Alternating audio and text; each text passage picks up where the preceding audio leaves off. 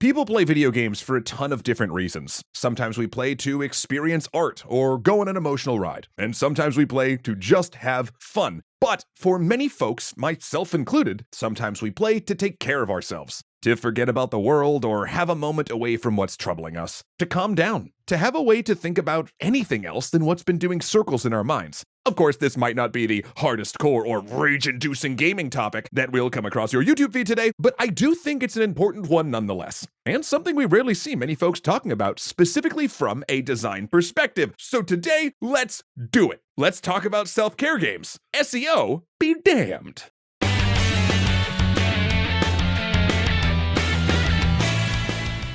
Thanks so much to Trade for always satisfying my need for an amazing cup of coffee.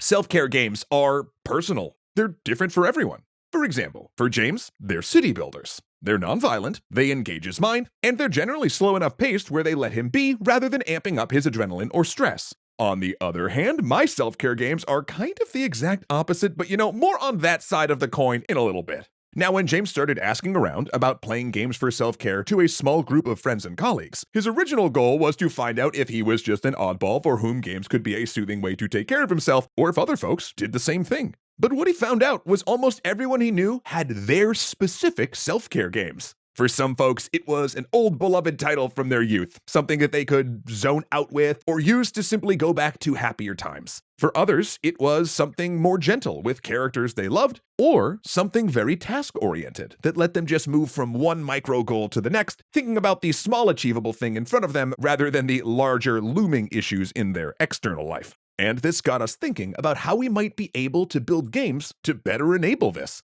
Because in all of James's years as a designer, it's something that he never heard of as a design goal, a method of engagement, or a core part of play. Now, of course, that's not to say that there aren't people out there thinking about it and building games to be the best self-care games that they can be. Actually, I think I saw a few of those at PAX East. But it just means that overall it's not part of the mainstream, not part of general design thought. But if self-care games are in fact personal, then how can they be designed for? Well, that then led us to the question of whether self-care games are personal because they have to be, or if they're personal because we don't really design for them specifically. So everyone is left to find whatever they have that, for them, best fits that box. And while I think it's a little bit of both of those things, if we look to the world of food, as I so often do, I think it's pretty safe to say that a lot more people eat ice cream as a comfort food than broccoli. And there's a reason for that, right? Ice cream is sweet, soft, and takes no preparation to eat. So I do think that there has to be that for games, a reason people gravitate towards one thing rather than another. Well, as he started to explore, James found a few things. First, that nostalgia can play a large part. Heck, it's why some people's comfort food is naan and curry and others is chicken and grits. But this nostalgia also can come in the form of familiarity rather than nostalgia for a specific game. While he did have some people tell him things like, I replay Pokemon Red or Final Fantasy I,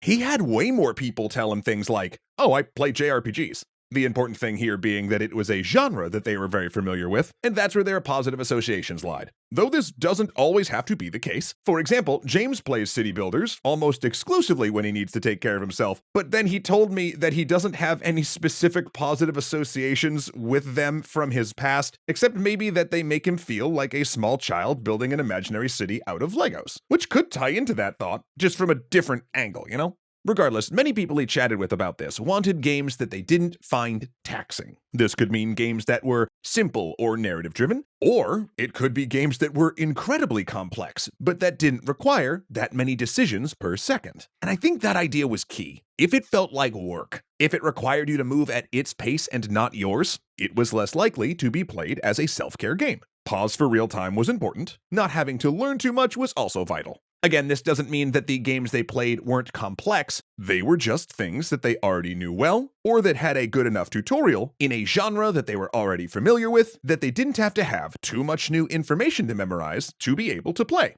But then he ran into a smaller but still very significant number of people who were the exact opposite of all this, aka me, baby!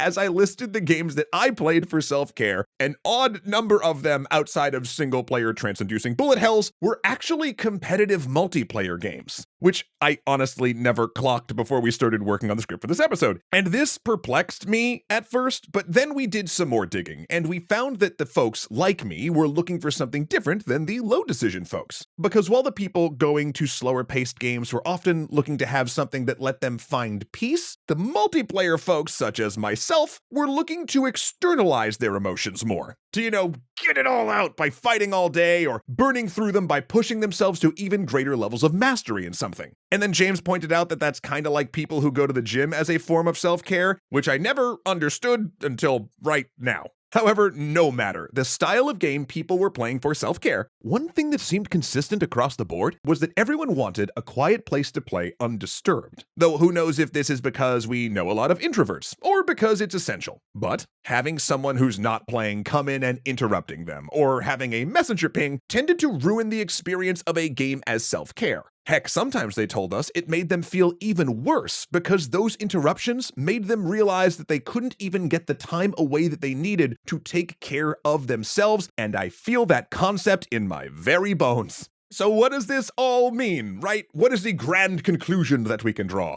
Well, none yet, really. I mean, this is just some initial data from a sample size that is way too small, and some musings from James and myself. But if we had one takeaway, I think it would be that games are a powerful tool for self-care, and there might be better ways to bolster that. Okay, you know how a lot of games have that message at the start that says something like, they're better with headphones on? Well, James imagines a screen saying something along the lines of, this game is best experienced in a quiet place all to yourself. He also thinks that considering the decisions per second in your game and creating a gentle learning curve are both vital for anyone wanting to make a more peaceful self-care game experience. Whereas we're both not so sure if you can build for the externalizing emotions self-care form that I engage in, maybe those games are more of an outlet for stuff than a way to put things into it, if that makes sense. Who knows? That one's definitely going to need a lot more study before we can find an answer beyond just build some good competitive multiplayer and some of your audience will use it for self-care.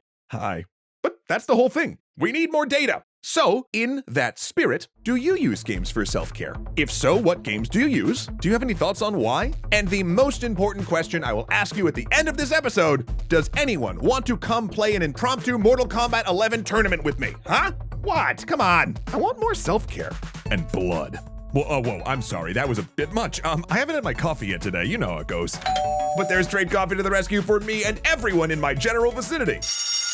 All right, everyone, take 5 for beans. We've loved working with Trade because myself and most of the EC crew drink a lot of coffee, and we're always on the lookout for new roasts, specifically from independent roasters using ethically and sustainably sourced beans. So yeah, telling you all about Trade's coffee delivery service is kind of a match made in caffeinated heaven for us. Now, their whole thing is to enable you to not only make the best cup of coffee at home specifically to your tastes every day, but also helping you to discover new favorite coffees with each delivery. Case in point, I am, of course, still a down and dirty French press boy, so not only did Trade's website match my personalized tastes with a great blend from one of their many New York roasters, but then the beans were actually roasted and ground fresh to my preferred brewing method within 48 hours of when I ordered, and then delivered right to my doorstep, aka zero hassle and ready to make the moment it arrived, and whew, that is the stuff. Whereas Jeff, as we know, is more of an espresso guy with his fancy schmancy latte machine, only the most minimal of shade there, Jeff. So he opted for dark roast whole beans from an indie roaster to grind himself. Then, of course, when we inevitably argued about which brewing method is better, we ended up just talking about the coffees that Trade matched us with, because ever since we did that History of Coffee episode, we are just huge nerds for this sort of thing. So if you would like to join us in upgrading your morning routine with just a way better cup of coffee, right now is a perfect time to do it, because Trade is offering all of you fine folks one free bag of coffee with any subscription if you use our link drinktrade.com/extra credits. And then once you sign up, not only will you be getting the best coffee beans in the business, but you'll also be supporting us beans by making us look really good to a sponsor we enjoy working with. Thank you so much for that. Once again, that is drinktrade.com/extra credits. The link, of course, is in the description, or you can click right up there if it's easier. Thanks so much for listening, and seriously, happy brewing. You're gonna love this stuff. A million big old thanks to Skylar Holmes, Kuya Koi, Joseph Blame, Dominic Valenciana, Casey Muscha, Arcolite Games, Angela Valenciana, and Ahmed Ziad Turk for being fantastic legendary patrons.